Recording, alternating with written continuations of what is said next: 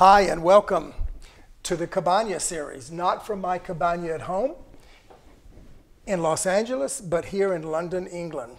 Quite glamorous, I must say. I'm Ernie Carswell of Douglas Elliman, Beverly Hills, and this is going to be a special one-time only Cabana series.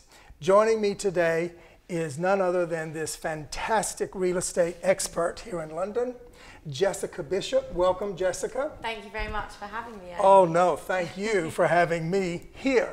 It's beautiful, isn't it? Oh, it's indescribable for me as a Los Angeles real estate agent, because we think of homes a certain way in California because it's California.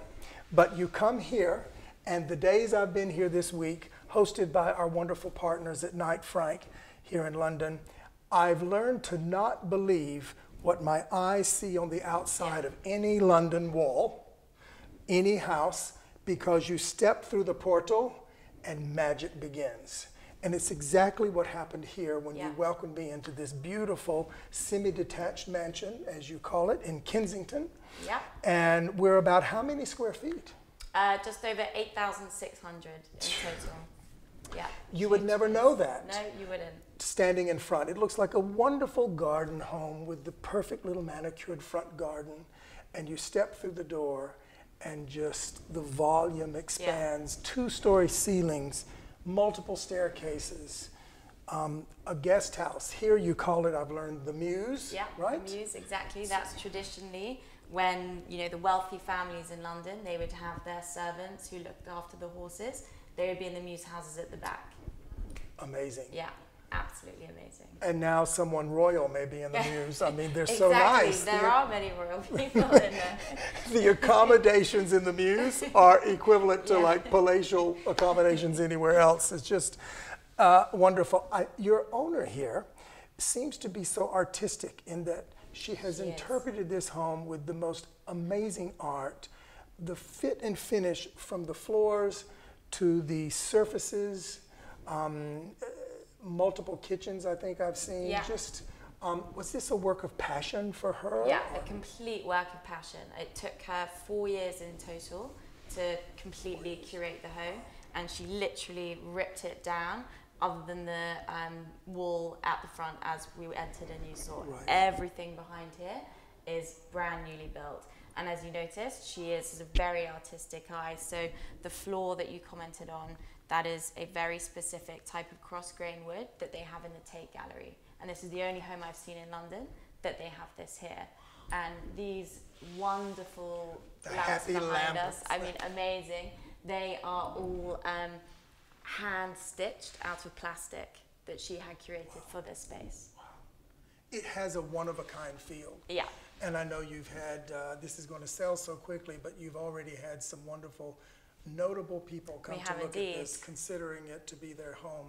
I know you're going to capture one of them, and it's going to capture them with their affections. You know, the cameras can't show it, but let's tell my friends back in California, we're shoeless, right? Yeah, hello. And everywhere I've been this week in London, anytime we enter a home for a showing, shoes are off immediately. Yeah, they are. And we're not in, you know, Japan or Korea, we're in London. Has it always been that way? No, it hasn't actually. It's probably sort of become more common over the last 10 years or so.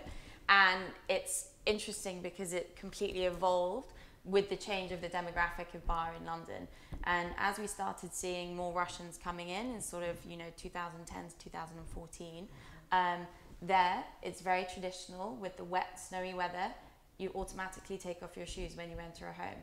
So as they started coming into London, they would automatically take off their shoes, and they started dominating all of these super luxury apartments and houses that you've no doubt seen over the last week. Right. And then that just slowly sort of caught on and caught on and caught on. And as London has become, you know, far more multicultural and particularly far more European over the last 10 years as well, you know, lots of Scandinavian countries do the same thing, and it's just something we've adopted now. I'm going to take it back to California. Rarely am I asked to take my shoes off in Los Angeles. They'll give us these little booties to wear, like medical booties. I think you take your life in your hands because they can be slippery and suddenly they don't fit your shoes or your feet. This feels much more organic to just take your shoes off as you come in. That's why, as an estate agent, you have to know you wear slip-on shoes. You can't wear laces. Yeah. And for a lady in the winter, if I want to wear boots, it's like a whole, you know, take them on, take them off. So you have to be clever with what footwear you wear, especially if you have a big tour. Well, I'm going to say that it's supposedly a secret to me, but I've been told you are basically the queen of Kensington real estate. Oh, stop it. No, really. And on my way here, I passed where really royals live at Kensington Palace, right? That's, here we are in Kensington, and we're footsteps away where they may be trotting, and you are selling all the real estate in their domain, basically. And I'm just amazed at the gravity of comforts that you see as you drive these streets. How would you compare Kensington to Chelsea, for instance? What are the differences or the similarities? I think, so I used to live in Chelsea and I absolutely loved it, but Kensington is definitely far more elegant.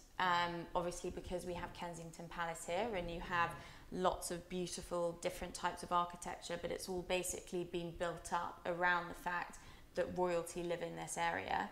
And rather than having, Chelsea has a real mix of different bars and restaurants and everything, Kensington is sort of known as a beautiful little residential pocket, and you're hugged by Kensington Gardens on one side, Holland Park on the other side, and you know, it just has a real sort of wholesome but elegant feel about it. I think that's the best two words, sort of wholesome and elegant, and I don't think there's anywhere else in London you can get those two words married together. I felt that balance as soon as we started driving towards you here. I feel, Jessica, that the poise you have as a real estate agent, if we bring you back to California, we could call you the Queen of Bel Air because you would be selling everything big in Bel Air. Would you do that? Yeah, fly me over. Wow. Well, I hope that I can invite you there because you're just a delight to know and to tour me around this beautiful home and how fortunate the current owner is to have created it and to see the imagination and the passion come to life, and now to bequeath it to the purchaser that you will find. You're going to make a lot of people happy and proud, and I'm just glad to know you. Oh, so, well, thank you very much. It's been an absolute pleasure to meet you, Ernie, and thank you for coming in and being able to appreciate this truly wonderful home that we're in. Well, I guess now, is it time for the cup of tea? Yeah, cup I of haven't tea had a tea yet. Let's do it. All right. Thank you, Jessica. Thank you, Ernie.